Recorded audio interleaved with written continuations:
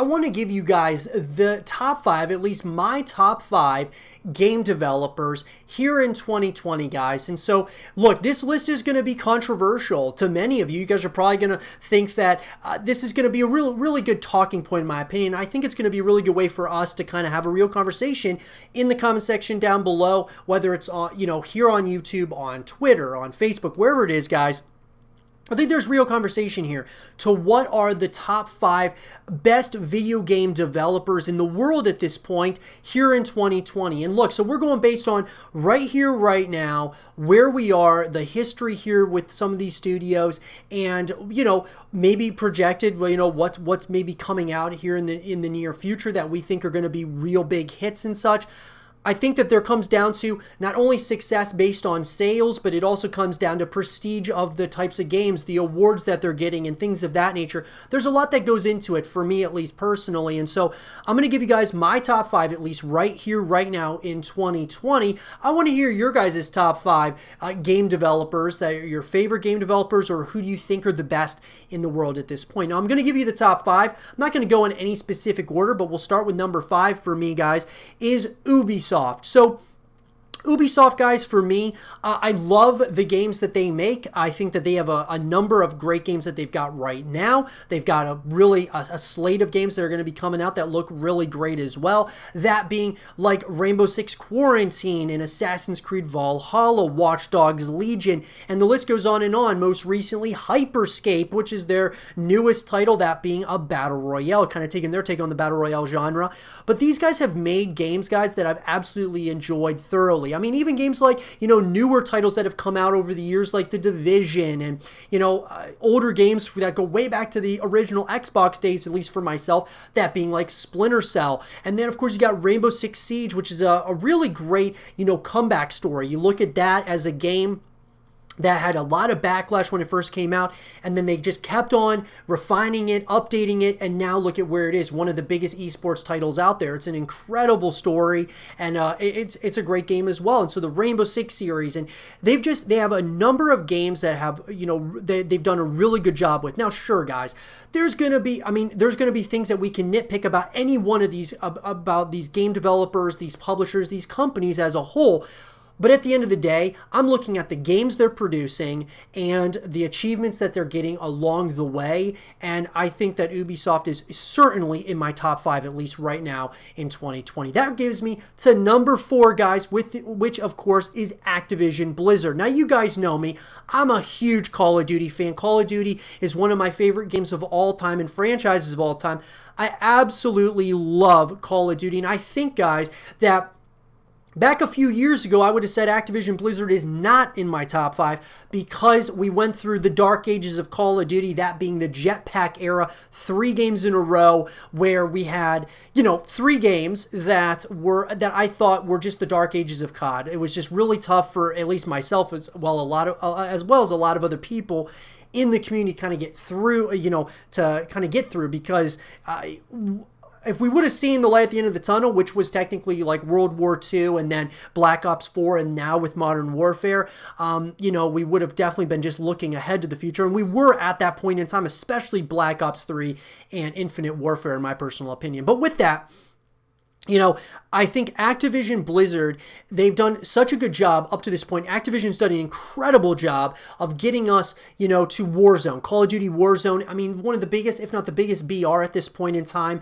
You've got, just Modern Warfare as a whole, the full package. You get a great campaign. I believe the best campaign of any Call of Duty ever. And that's saying something because, I go way back to COD 4. I loved COD 4's campaign. Modern Warfare 2's campaign was incredible. Even Black Ops 2, Black Ops 1. But Modern Warfare was just incredible from a graphic standpoint, keeping you on the edge of your seat consistently.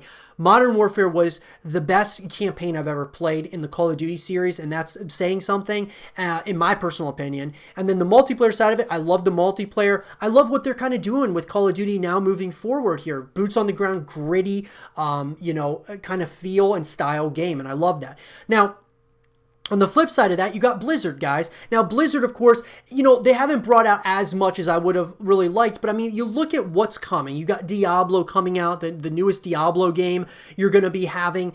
Obviously, I've been a huge advocate of trying to get StarCraft 3 made. I've made a ton of StarCraft 3 content on the YouTube channel. You guys can check out all that stuff if you're into StarCraft, but they've consistently updated StarCraft. They're consistently creating, I mean, they're above most of these other game developers out there when we're talking from a graphics perspective and such. From Diablo coming out too, I mean, all these other games that are coming out like Overwatch 2 and just what they're doing over at Blizzard, even though people think that the old Blizzard is gone, like it's, never coming back, unfortunately. Look, at the end of the day, guys, Blizzard still has got it when it comes to, from a graphics perspective. I believe they still have it when it comes to a story perspective and then a multiplayer perspective, a full package perspective. That's what I believe. That's the Blizzard I know and love, and I hope that we, continue that. I believe that we will moving forward here with Blizzard. But the two of these companies together, in my opinion, it's growing. Regardless of whether you love these companies or you hate these companies, whether you don't like the microtransactions or you don't like the different, types of monetization tactics that they have and things of that nature. Regardless how you look at it, they are very successful and they are producing really fun games. So at the end of the day, they're at number 4. Now, and number 3 for me, guys, this is a company that doesn't have a massive resume, but what they've done is quite spectacular, and where they're going, I think, might even be better. That is CD Projekt Red. And so, look, guys, the Witcher games are absolutely incredible. Some of the best games ever made. They've become a staple in gaming at this point in time, and I think that, look, we don't know what the future holds for The Witcher. I've talked on the YouTube channel about The Witcher 4, hoping that we're going to get a continuation of this franchise at some point or another in the future. However, it's hard to say, and I believe now with Cyberpunk 2077 coming out, guys, this looks to be their biggest and potentially best game that they've ever made. Now, we have to wait and see, because saying that right now when we haven't even played it is too much of a statement, especially coming off of The Witcher, which was, I mean, critically acclaimed in many aspects. And so, but Cyberpunk 2077 looks incredible. It absolutely looks incredible, to say the least. So I think that, guys, what we can say is that CD Projekt Red, not only have they made these critically acclaimed games, but they're coming out with more games in the future now that very well may, even kind of one-up what they've done in the past, whether that be Cyberpunk 2077, whether that be a continuation of the Witcher franchise coming into The Witcher 4. And so we got to kind of wait and see, but at this point in time, guys, they are top-notch, incredible company, guys, to say the least. And then, guys, for me, coming in at number 2, this might be controversial for a lot of you guys, but I just gotta say, Naughty Dog has done an incredible job of telling us, these stories that are, whether you love them or you hate them, they are some of the most intense, types of games that I've ever played. When we're talking about Uncharted, when we're talking about The Last of Us, you look at a company that not only has the prestige at this point in time, I mean, the utter prestige of their games. I mean, it's like every game that comes out is getting critically acclaimed for the most part. Now, obviously, most, recently with The Last of Us Part 2, obviously that's kind of very much so, mixed with the fan base of The Last of Us Part 2, but as far as from a critical standpoint, from critics and all of that, they're praising this game, And so what I'm getting at here is not only do you look at what is current, the present, but you also look at the past of Naughty Dog and see what they've done with the Uncharted series. Is absolutely incredible what they've done.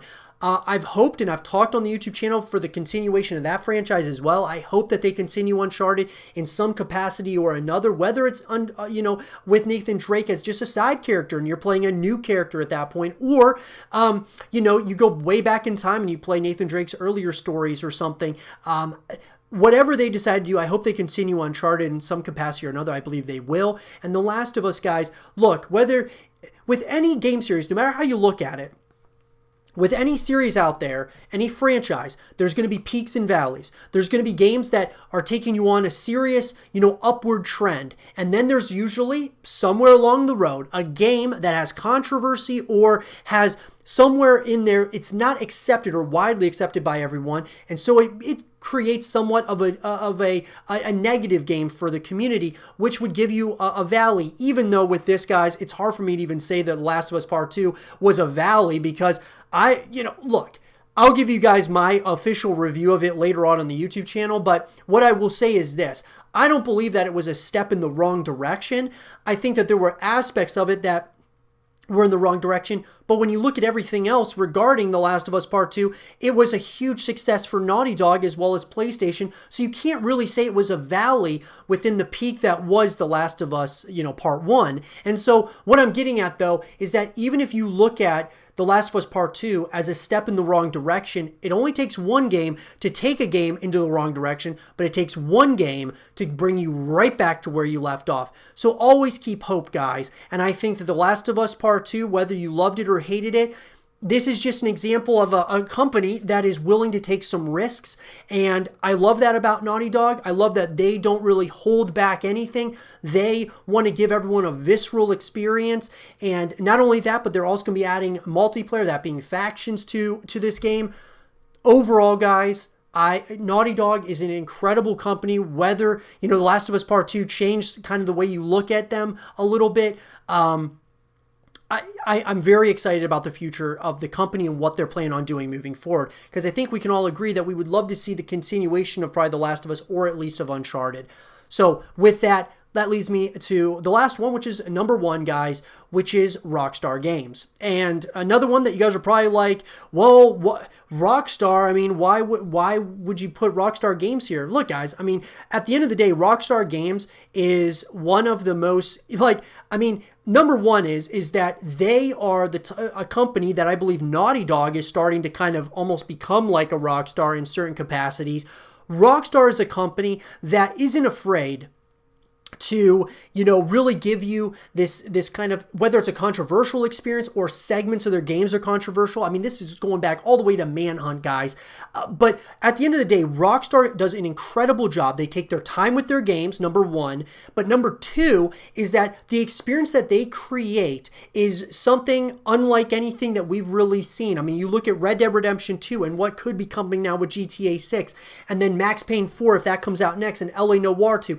Every experience that they have, guys, is something special, and it's different. They're all vastly different from one another, and it's a beautiful thing. And so what I'm getting at is that Rockstar, not only from a prestige perspective, similar to that of Naughty Dog, because each of their games pretty much gets critically acclaimed at the end of the day, but they also have different forms of controversy. They also have some of the best graphics that we've seen, most detailed graphics that we've ever seen, like in Red Dead Redemption 2. Unbelievable what they did for a, open world setting. So, look, Rockstar is, I'm not saying, and like I said, this isn't in any particular order, but Rockstar has done an incredible job with their IPs that they have, and I think they're going to continue that moving forward with Grand Theft Auto, with Rockstar, and look, or with Red Dead, with Max Payne, LA Noire, Bully potentially, maybe even Manhunt, who knows. All I'm saying is, guys, is that the IPs that they've put together, created, are some of the best experiences that we've ever had on, PC, on console, and just in gaming in general. And so we have them to thank for that, even though there may be a lot of controversies along the way, and there might be some of those games that you don't like as much as, the previous game. And think of it like this. GTA 6, we might not like that game as much as GTA 5, because everyone loves GTA 5 so much. But we might love it even more. Who knows? That's the beauty of video games, guys. And the great thing about it is if Grand Theft Auto 6 comes out and we don't like it as much, you can always go back to GTA 5. The same thing with Naughty Dog with The Last of Us Part 1 versus Part 2. You can always go back to the first one. Same thing with, CD Projekt Red. If you don't like Cyberpunk 2077, you can go back to The Witcher. If you don't like, Call of Duty Black Ops, the upcoming one, you can always go back to one of the other CODs. It's for any one of these titles and these companies, guys. They've built a portfolio of games that are, some of the most revered and you know, some of the greatest experiences that we've ever had in gaming. And this is just my opinion, guys, and I would love to hear yours in the comment section down below. What are your top 5 favorite video game developers, publishers at this point in time in 2020? Let me know what you guys think, and for more videos like this, guys, stay here with Zero TV.